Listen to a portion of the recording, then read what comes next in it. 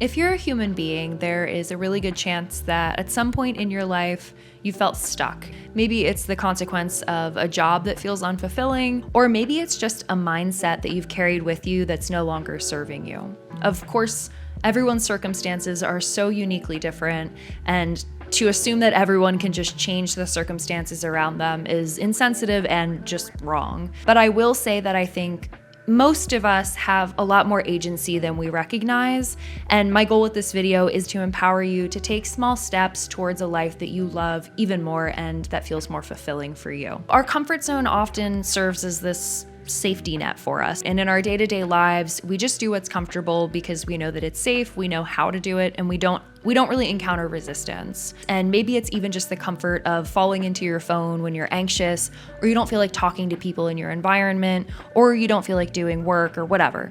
It's important for us as human beings to grow and evolve by encountering challenges and believing enough in ourselves to prove to ourselves that we are powerful, we are resilient, and we are capable.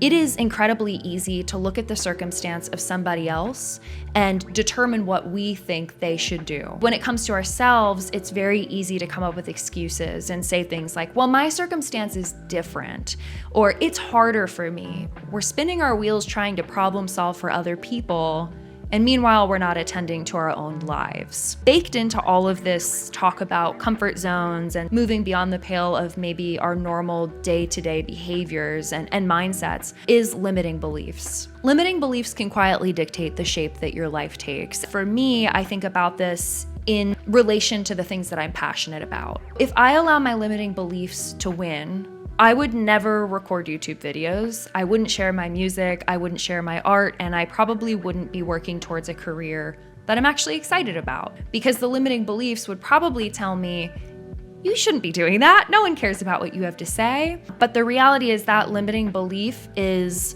to me at least, like a sign that I need to build more resilience. So something that I've actively been doing is seeking out discomfort so that I can build that muscle and be less affected by externalities and focus more on my passion. Failure makes us stronger, it helps us to learn. This is just my opinion. These are just my thoughts on the subject. And for me, as someone who struggles with OCD, I know that sometimes existing within one's comfort zone can feel like survival. And it can be really challenging and paralyzing to move beyond our comfort zones. But in my own experience, challenging my fears or my anxieties has helped me to grow so much more than resisting things ever has. What's almost more scary to me than the fear of discomfort is knowing that I never took any risks and just ended up in the same static place in my life. That is much more threatening to me as a person on a human level, on a creative level, than the experience of something uncomfortable that's temporary. Oftentimes, our society rewards predictability, and this discourages us even further from taking risks or moving beyond our comfort zone. So maybe you go to work and you do the same exact tasks from day to day, or maybe you have the same exact routines to sort of keep your life in order from one day to the next. And I'm not saying that routine is bad, but oftentimes, like I said, our society favors predictability. We end up enforcing these sort of boundaries onto ourselves because it's what we think we're supposed to do. It's what we think the expectation is. Tangent aside, I think it's important to check in with yourself and ask yourself what you actually want from life, and don't just let life control you, right? You need to take control of your own life. It might feel really daunting to get unstuck because we know that getting unstuck requires a lot of active participation. It's going to involve a lot of hard work, and you're going to have to overcome some discomfort, which sucks. 3 things that work really well for me that I'd like to share with you today are small disruptions, short-term challenges, and tracking your progress towards goals. So I'm just going to break down each of these 3 things and how you can apply them to your life and hopefully reach your goals more effectively. The first tip is the idea of small disruptions. This is all about trying new things as frequently as you can get yourself to do it. I know this is kind of cheesy, but I was thinking about this idea of taking a road trip. And if you go on a road trip and you never take any detours, it's just a commute. most of us would much prefer an exciting, fresh and new experience of a road trip with lots of detours along the way, rather than just getting from point A to B without any stops. Similarly, if you take the same exact way to work every day, you might miss out on seeing something new or really interesting that might lead you to the next big thing. If I didn't go beyond my comfort zone, maybe certain opportunities wouldn't make their way to me. And I just think it's interesting how very small choices that we make in our day-to-day lives can absolutely change the entire trajectory of our lives moving forwards. Maybe you go to a new coffee shop tomorrow and you end up meeting the love of your life. You just don't know what could happen until you do things. Put yourself out there and just do something different for a change. Beyond just the sort of tangible behaviors and small disruptions we can invite into our lives that are physical, there's also a mental side of this, a cognitive side of this.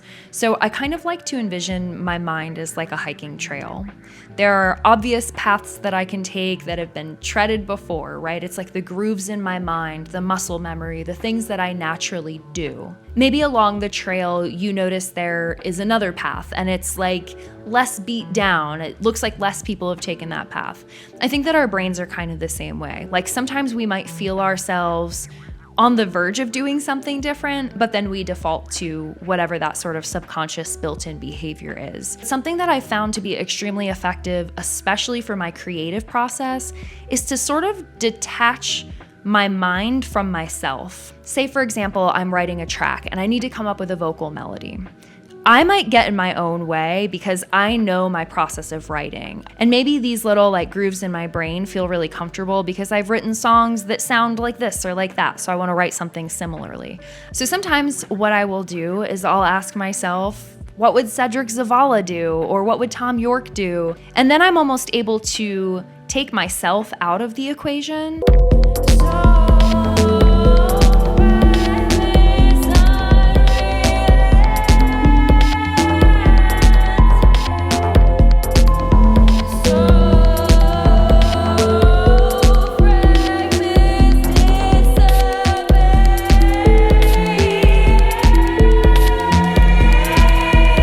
And almost trick my mind into behaving differently. These purposeful small disruptions can help shake things up just enough to get our minds moving in a different way. I'm rambling, but long story short, I think that small disruptions are an excellent way to get yourself out of your comfort zone. Maybe these small disruptions are walking to a different coffee shop you've never been to. Maybe it's talking to someone who you don't usually talk to at work and just getting to know them a little bit more. Or maybe it's trying a new medium of creativity and you don't have to share it with anyone, but just by kind of exercising these muscles, you might find that you're really interested in something you never even knew existed. The second exercise or behavior that I think is really helpful for getting unstuck is setting up short-term challenges for yourself. And if you watched my last video, you will know that right now I am going through a couple of short-term challenges. I'm currently doing sort of like a soft dopamine reset, and for me that includes not spending any money, decreasing my coffee consumption, less social media, and mastering the pull-up. Another good example of this, as a music producer, I was really interested in drum machines and groove boxes and learning more hardware. And so I got a Model Cycles and I had no idea how to use it and I was really overwhelmed by it. So I set out to just do a month-long acclimating with the machine. Every single day I would just try to write a beat and I would film it and then I would post it on Instagram.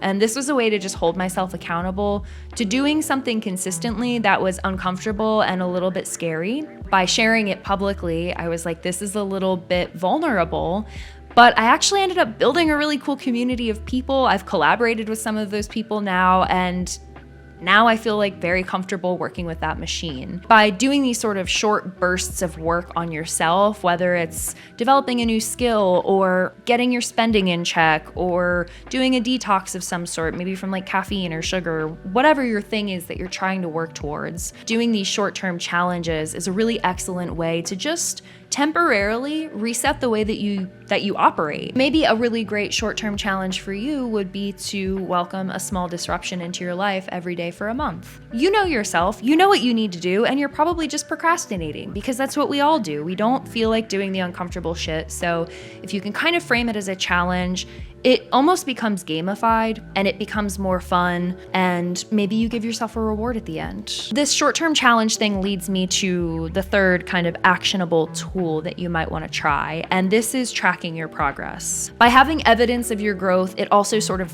demonstrates to yourself that you're capable of doing hard things.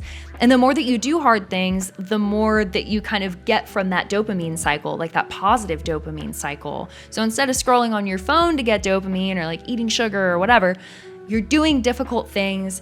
You're seeing that you're capable of doing difficult things, and it starts to feel really good. Once you start tracking things, you start to understand a baseline for yourself. Maybe you think that you can only run a mile. So you start tracking and you're like, I want to see how much I can run every time I get on the treadmill. And you start to realize that you can actually run a 5K pretty easily. If you take a long break from running and you want to get back to it, you have this like baseline where you're able to go like, oh yeah, I can run a 5K. So maybe today I can't because I'm out of practice, but there's no reason why I can't get back to that level. I'm just trying to say that you are capable of much more than you realize. Like, you could probably lift heavier than you're lifting. You could probably run faster and longer than you realize.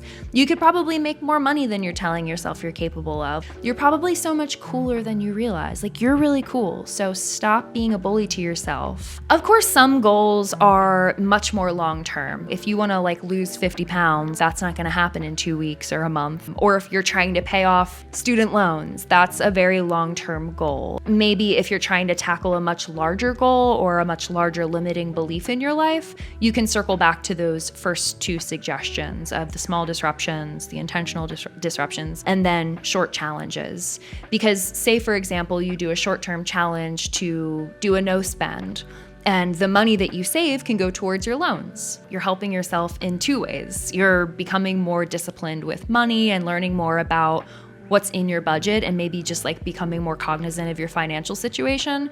And then you're also paying off your loans, which is like a really hard thing to do. So you should be proud of yourself. But yeah, when it comes to these smaller goals, like wanting to hit a PR on the bench or like wanting to run faster, just start tracking yourself. Incrementally improve. Make a conscious effort to like fucking push yourself. You can't know where you're going and how you're going to get there if you don't know where you're at today. And I'm not saying you have to be like a robot and track every single thing you do or track every calorie you take in and every step you take and every dollar you spend. But I think it is really helpful to just have an idea of what's going on in your life and what you're working towards and how are you going to get there. This could be something that you build into weekly check-ins if that's something that you started integrating or that you're interested in, which I've talked about in the past, and how I like to use weekly check-ins to sort of just talk about small wins and work towards goals. So this is a really great thing that you can kind of build into those check-ins, just as a side note. Maybe you're the kind of person who already does track, and maybe you're not feeling satisfied or fulfilled with the progress that you have already made. So I just want to offer a piece of advice if that's something that you're facing. You know, you've been doing the same split for the past 6 months and you've been working so hard and you made a ton of gains, but in the last month, you've just plateaued and nothing is changing and you're starting to feel frustrated. You're like, I'm sticking with the hard thing. I'm doing the work. I'm tracking my progress and I'm just not budging. Now is a wonderful time to add a small disruption. These 3 things work so well together because if one of them's not working, you should just hit a different one. In this instance, maybe you made a ton of gains. Now you're stuck.